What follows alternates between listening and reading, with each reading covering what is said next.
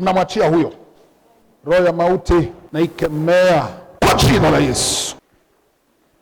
Viwango vyako sio maisha unayoyaishi. Umekuwa mtu mwenye mawazo mengi badala ya kuwa na utulivu. Baba, narudisha thamani yake iliyopotea. Nafufua vitu vyote vilivyoharibika. Nachilia neema ya kufikia ndoto za maisha yake. Vitu vingi vinachelewa, havifiki kwa wakati. Kuanzia leo nakemea hiyo roho.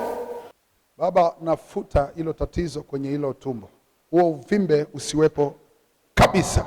Naondoa kila aina ya vitu walivyopanda kwenye huo mwili, kwenye eneo la mirija ya kizazi. Kila kilichopandwa kwenye hiyo mirija ninaondoa, na maumivu yanayoendelea na yakemea yote.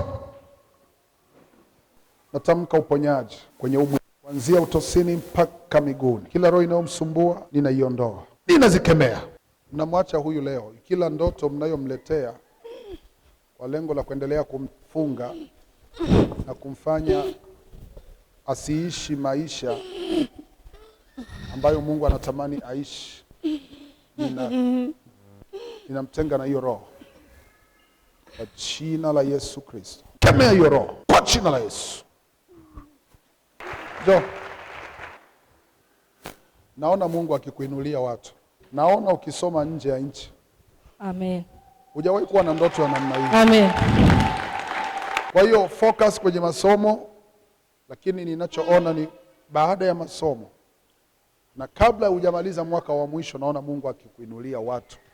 Amen. Watakao kufadhili na mwisho wa siku watakuondoa, tenda kusoma nchi nyingine. Amen.